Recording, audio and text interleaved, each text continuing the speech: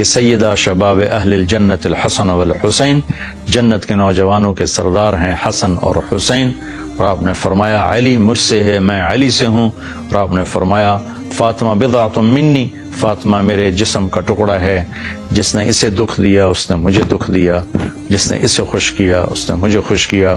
تو فرمایا فاطمہ تو اور میں، یہ دونوں یعنی حسن حسین اور یہ جو سویا ہوا ہے، ہم قیامت کے دن پانچوں اکٹھے ہوں۔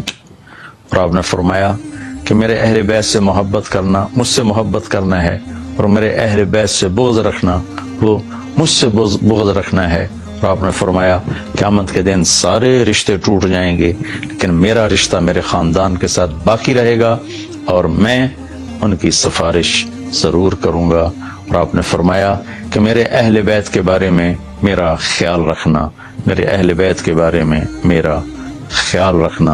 آگے عقیدہ طحاویہ جو اہل سنت والجماعت کا عقیدہ ہے، اس کی عبارت ہے نبغض من یبغضہم، جو اہل بیت سے بغض رکھتا ہے ہم اس سے بغض رکھتے ہیں، اور جو ان کو اچھے نام سے یاد نہیں کرتا ہم اس سے بھی۔ پھر آپ نے فرمایا کہ حسن اور حسین جنت کے نوجوانوں کے سردار ہیں، اور یہ اللہ کے محبوب کے خاندان کو نمایاں کرتی ہیں، بڑا کرتی ہیں۔ اور آپ نے فرمایا یا اللہ میں حسن حسین سے پیار کرتا ہوں، تو بھی ان سے پیار فرما، اور یا اللہ جو ان سے پیار کریں ان سے بھی پیار فرما، اور جو ان سے بغض رکھیں ان سے بغض رکھ، جو ان سے پیار کریں ان سے پیار کر۔ اہل بیت سے محبت نہ کرنا یہ نفاق ہے، منافقت ہے، کفر ہے۔ اہل بیت سے پیار کرنا ایمان ہے، ایمان کا کمال ہے، ایمان کا کمال ہے۔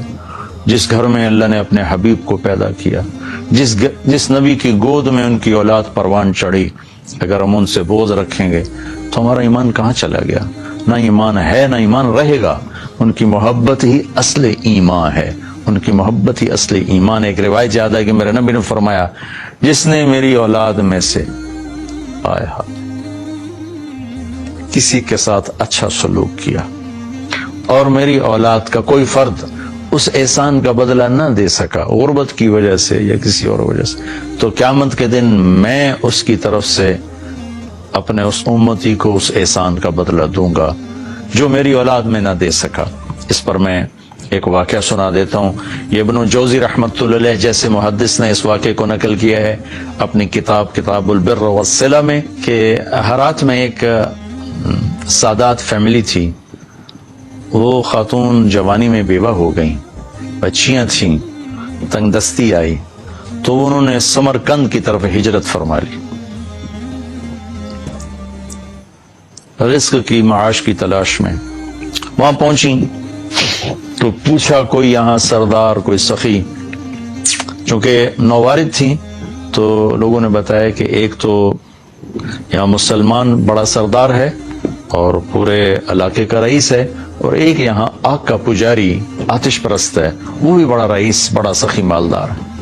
تو انہوں نے سوچا کہ میں غیر مسلم کے پاس کیوں جاؤں۔ وہ مسلمان کے پاس گئیں اور اس سے فرمایا کہ میں آل رسول ہوں، پردیسن ہوں، میری بچیاں ہیں، مجھے ٹھکانا بھی چاہیے، کھانا بھی چاہیے۔ وہ سردار کہنے لگے تیرے پاس کوئی، عام طور پر جو اہل البیت ہیں ان کے پاس لکھا ہوا نسب نامہ ہوتا ہے، میں نے کئی گھرانوں میں ماشاءاللہ دیکھا اللہ کے رسول تک ان کے سارے آبا کے نام لکھے ہوئے۔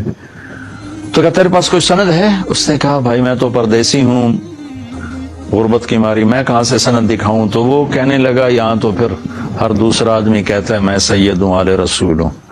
تو اس نے کوئی اچھا جواب نہیں دیا۔ تو وہ وہاں سے آئیں اور اس آتش پرست کے پاس گئیں، وہ جو آگ کا پجاری تھا، اور اپنا تعارف کروایا۔ اس نے فوراً اپنی بیگم کو ساتھ بھیجا اور کہا کہ جاؤ ان کی بچیوں کو لے کر آؤ۔ جہاں انہوں نے کہیں ٹھہرایا ہوا تھا ان کو لے کر آئے، سرد رات تھی، ان کو کھانا کھلایا، سلا دیا۔ رات کو مسلمان سردار نے خواب دیکھا کہ اللہ تعالیٰ کے محبوب صلی اللہ علیہ وسلم جنت میں ایک خوبصورت سونے کا محل ہے، اس کے دروازے پر کھڑے ہیں۔ یہ عرض کرتا ہے یا رسول اللہ یہ محل کس کا ہے؟ تو آپ نے فرمایا یہ ایک مسلمان کا ہے۔ تو وہ کہنے لگے یا رسول اللہ مسلمان تو میں بھی ہوں۔ تو آپ نے فرمایا اپنے اسلام پر کوئی دلیل پیش کر، کوئی ثبوت پیش کر۔ تو وہ کانپ گئے۔ تو پھر اللہ کے نبی نے بہت اور غصے سے فرمایا کہ میرے گھر کی بچی تیرے دروازے پر چل کر آئی اور تو نے اس سے ثبوت مانگے کہ مجھے ثبوت دے، تو اہل بیت میں سے ہے، میری نظروں سے دور ہو جا۔ ان کی آنکھ کھولی تو ان کی چیخ و پکار، وہ ننگے سر ننگے پاؤں باہر نکل کے شور مچایا کہ وہ جو پردیسن خاتون تھی کہاں گئی؟ وہ تو وہ لے گیا، وہ آتش پرست آگ کا پجاری لے گیا۔ وہ بھاگے اور جا کے اس کے دروازہ دوڑ دروازہ توڑا۔ وہ گھبرا کے باہر نکلا تو دیکھا تو وہ رئیس کہا کیا ہوا؟ کہا بھائی وہ جو تیرے پاس خاتون آئی ہیں بچیوں سمیت مجھے دے دو، وہ میرے مہمان ہیں۔ تو اس نے کہا حضور وہ میرے مہمان ہیں، آپ کے نہیں، میں آپ کو نہیں دے سکتا۔ وہ کہنے لگا مجھ سے 300 دینار لے لو۔ 300 دینار کوئی آج کا 60-70 لاکھ روپیہ بنتا ہے۔